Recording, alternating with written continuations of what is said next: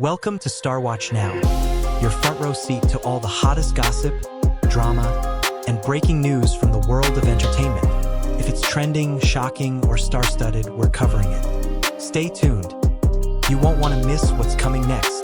That night was never meant to become a story.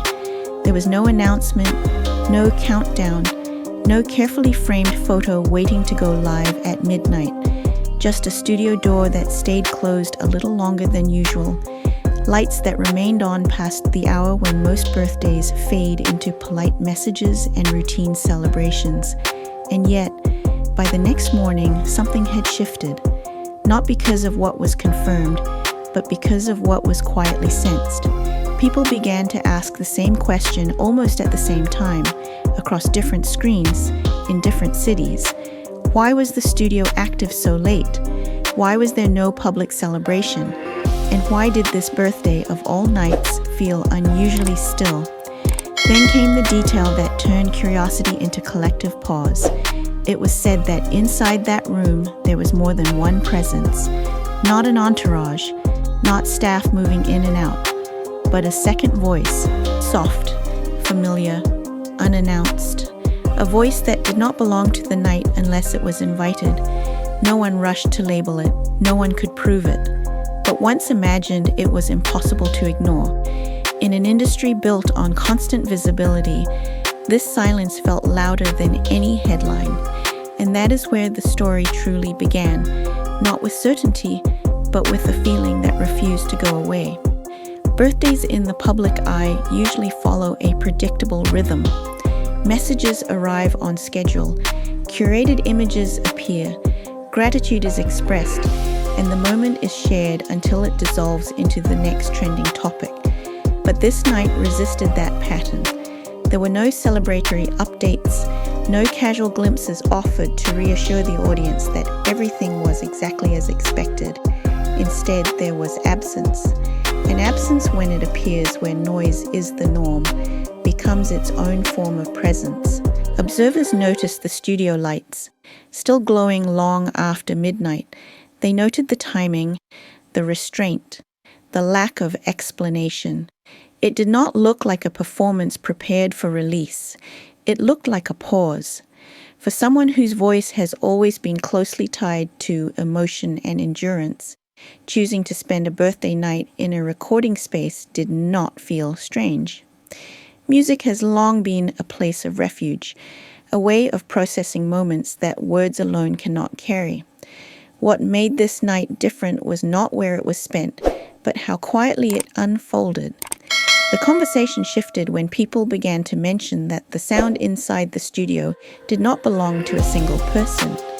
Accounts varied, careful and incomplete.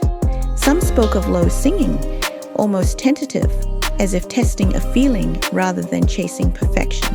Others suggested it was not a song at all, but fragments of melody, repeated gently, searching for the right tone.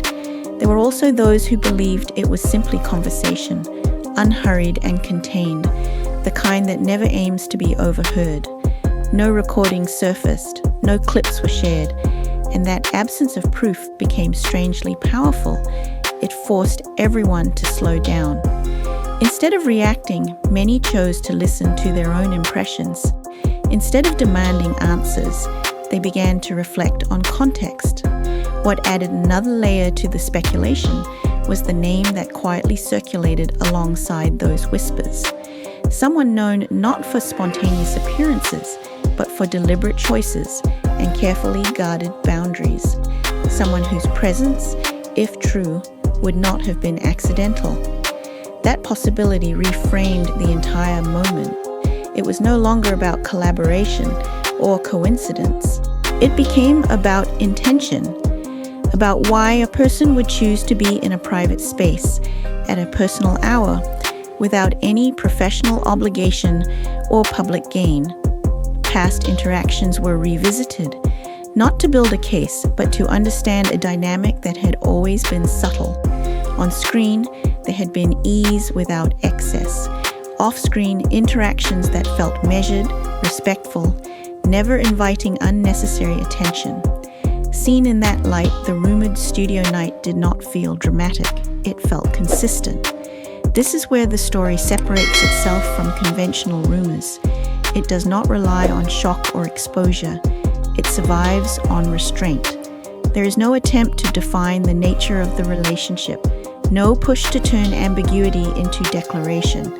Instead, the focus remains on the human element. A birthday is not a contractual obligation.